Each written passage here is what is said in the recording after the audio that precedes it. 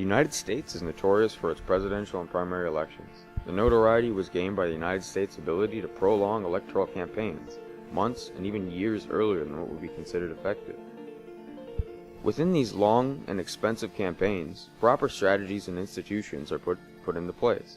One of the most popular and effective institutions is a Political Action Committee, or PAC. A PAC is an organization trying to raise money for political candidates who represent their interests. These are usually formed by corporations, labor unions, and trade associations. PACs were originally created during the re-election of Franklin D. Roosevelt. These PACs are a major factor in the campaigning and success of candidates. They were so effective at generating money and influence that the Federal Election Campaign Act created to reduce the influence of money in campaigning, particularly corporations, unions, and private donations. Super PACs are a new kind of political action committee. They were created in July of 2010 from the outcome of a federal court case known as SpeechNow.org versus Federal Election Commission. Super PACs may raise unlimited sums of money from corporations, unions, and associations. They may spend these unlimited funds in campaigning in support of a candidate. However, they must report their donations to the FEC on a monthly or quarterly basis. They are prohibited in donating directly to the political candidates, nor are they able to communicate directly with the political candidates. Since we have been referring to this FEC or the Federal Election Commission, we might as well give an overview of what it is and what it does. The FEC is an independent regulatory agency. Their main purpose is to disclose campaign finance information and to enforce laws regarding campaigning. They also oversee the funding of the presidential election. It is made up of 6 members who are appointed by the President and confirmed by the Senate. It has been recently responsible with the new clause about candidate and PAC coordination. If a candidate were to make a public statement as a citizen, they are able to say whatever they would like, and this would not be considered as coordination. For example, Newt Gingrich's public statement. If this statement were made in any other setting, in private without the public, it would be considered illegal. For example, a telephone call or email. In short, the FEC does not really have much control over a candidate's campaigning. PACs and Super PAC alike have become very powerful in the electoral setting. The top 3 contributing PACs in the United States are the National Association of Realtors, National Beer Wholesalers Association, National Auto Dealers Association. These may be befuddling to some, because big names like AT&T, Boeing, Lockheed Martin, Honeywell, General Electric are beat out by realtors, car salesmen, and brewers. These top 3 contributing PACs make contributions of around $3 million each. The top 3 spending Super PACs are the Senate Majority PAC, House Majority PAC, and the Freedom Partners Action Fund. Their expenses go upwards of $45 million. Ironically, the 4th most spending PAC is the Ending Spending Action Fund, which seems to be counterproductive. In order to get a better understanding on politics and political action committees, we decided to interview a person with around 50 years of experience in this field. Ronald Trowbridge was a former Chief of Staff to the U.S. Supreme Court Chief Justice Warren Burger. He directed the Fulbright program at the United States Information Agency and was Vice President at Hillsdale College. We first asked him about his affiliation with the Political Action Committee. Right now, I have an affiliation with the Texas Public Policy Foundation. Okay. It is a very, very powerful public policy center located in Austin. Okay. And they can get the attention, believe me, of all the Republicans. The Republicans will pay a lot of attention to them. The Democrats don't care for them. But there are also Democrat public policy centers. So, and those two will be, in almost every case, diametrically opposed. Now, what those folks do is lobby. They spend all their time lobbying members of the House and Senate in Austin, pushing things in certain directions. Right. And they can be influential. The problem I have with either one of those groups is that they are required to follow the party line. And it's, if, for example, you work for a public policy think tank that's Democratic, there are certain things you've got to say and do. And it's not going to be taken kindly if you suddenly find yourself supporting a conservative position. Just won't fly. Same thing on the other side. There are some issues, for example, even though I'm affiliated with this, there are certain issues that I can't push, that group will publicize. They will not touch my support of illegal immigrants. They won't touch it. They will not touch, they get mad, my support or my opposition of public vouchers being able to be used in private schools. So, yeah, they're powerful. Presidential campaigns are lengthy. They are key to presidential elections.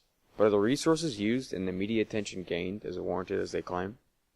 Well, both sides think they're warranted. And both sides will try to raise a ton of money, a gazillion dollars, to counter. And one group does it, the other group has to do it. And so that's the way it's going to be.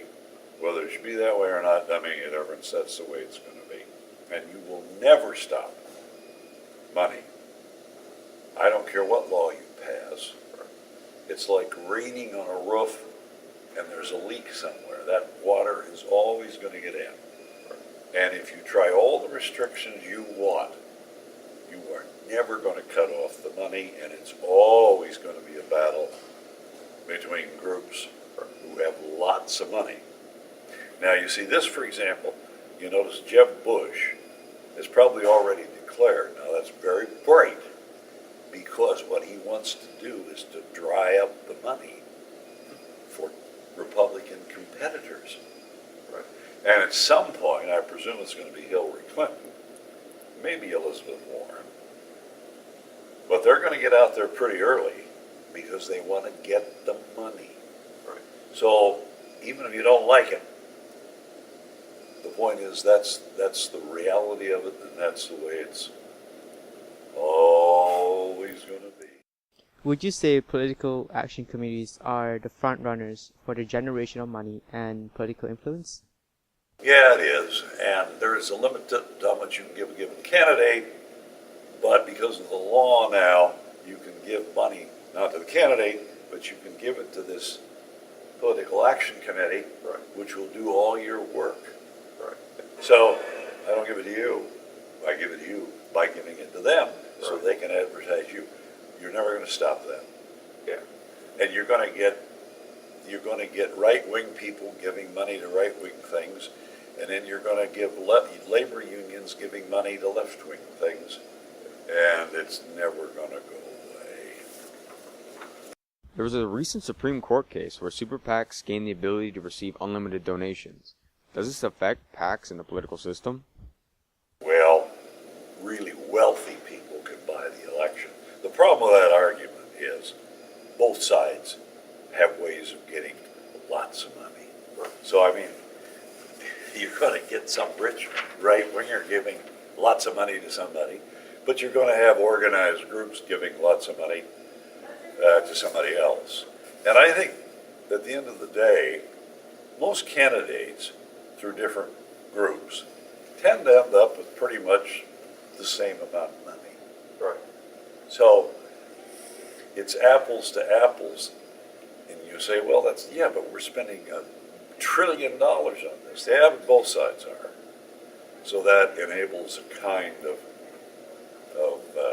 equality. Plus, you got to remember something else. If I give money to you, it is because you represent my ideas. So I can convey my ideas through you.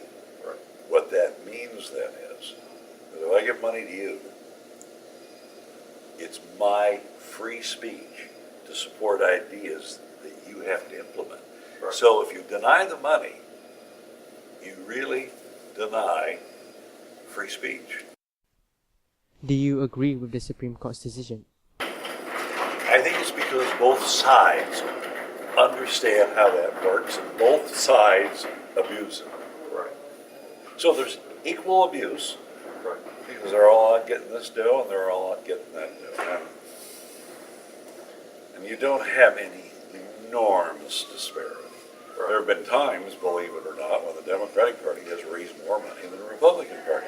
Now you think, well, the Republicans got all the rich people. But, I mean, you know, Obama goes to California and gets all the movie stars to give them $1 gazillion.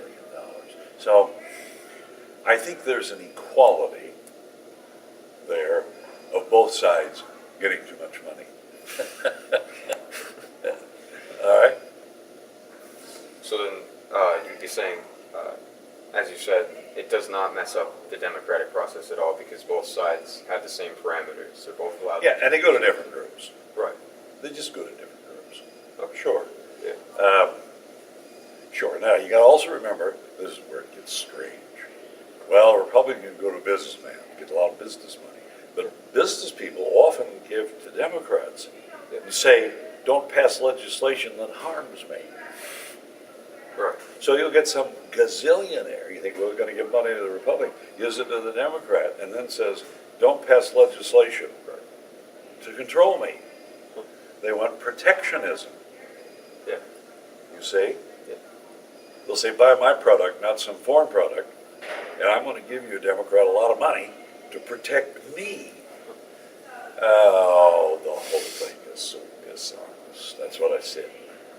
You must necessarily toot your own horn and be a little dishonest. Now, every time I say that to a politician, they go ballistic. I'm not dishonest, and I said, the hell you're not. A recent study was done showing that most donations were from corporations and large associations, rather than from individual citizens. Does this affect equal representation? That may be true. You may have some business getting a lot of money. On the other hand, you're going to have organized labor, which is enormous, Yeah. giving a ton of money to a Democrat. So it's apples and apples. You know, I don't want this rich guy giving $1 gazillion. On the other hand, I want the unions to be allowed to give $1 gazillion. Yeah. I mean, no, there's an equality there on both sides. Right. So if you say, I'm going to go after those rich business people for doing this, say, fine, then I take it next year going after labor unions. Just say that. Oh, no, I'm not. They're good. I like, well, and the business guy's good too. I mean, Right. the business guy gives jobs. Yeah. No, there's a kind of inequality of bias. There is a law in place to restrict coordination between candidates and PACs. However, in the case of Newt Gingrich, there was an indirect coordination between himself and his supporting PAC. Do you see this as an issue? You can't do that legally. On the other hand, if I run a think tank, if I run a think tank over here, you're running, I say, well, I can't talk to you, except I know what you want. Oh, that's disingenuous. Right. I mean, they know what you want. They say, we can't talk, but late at night, let's phone each other. Come on, that's... Yeah, so one guy talks and gets caught. Right. They do the same thing, they just do it underground. Right. Same, So you're saying that it happens all the time? happens all the time. Okay. Sure, Right. sure. You're going to get up, the Texas Public Policy Foundation is not necessarily going to talk to the candidates, but they're certainly going to work for them. Yeah. A liberal think tank isn't going to talk to candidates, going to work for them. Same thing. Yeah. So it's equal opportunity on both sides, regardless of if the system has issues. Sure. It's equal corruption. Equal corruption. Equal corruption, yeah. What would be your advice to anyone entering politics? Some advice be? What I would say, but they won't pay any attention to it, is that on both sides, Republican, Democrat, there are seeds of truth. So be willing to listen to nuances of things. It's not black and white. It's not black and white.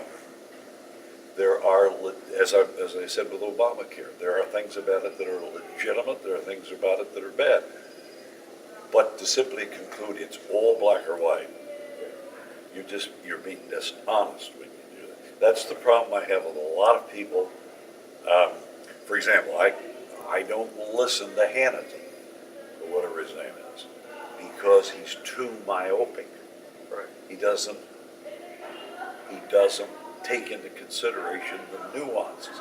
I don't listen to Rush Limbaugh. He's too myopic. He doesn't take into consideration some of the things that are positive about what Democrats are doing. But you see, because I look at both sides and the seeds of both sides, neither party's going to care much for me. This, Because they want to have full affiliation with one instead of Sure. in the middle. sure. So, Boy, how often are you gonna have a Republican stand up and says, I think that idea from Democrats is really a good one. And Democrats, I think that idea from Republicans is really good. They don't do that. Right. And that's nuts, because in fact there are good ideas, but they'll never say that. There's the dishonesty again. so advice to anyone that would be going into politics is Be prepared to be political right. and to be slightly dishonest. Right. Okay. And it's just it. Politics have always looked corrupted on the surface. However, with my most recent understanding, I am more reassured in the fact that they are corrupted. But it's equal corruption. Politics are also philosophical. It's a game of dishonesty and being able to withhold your belief for the support of the voters. The political system will not go through significant change anytime soon. It is big, bulky, and slow. To be successful in the modern state of politics, you have to accept the system, even if it means being a little bit dishonest. Political action committees are the strongest of the institutions in politics. Just like every other part, they are not so clean or transparent with their actions. However, when both sides of the political spectrum are equally exploiting the system, there's a sense of equal corruption. The future of politics may seem bleak, but it's the system that we have and one we have to give for the foreseeable future.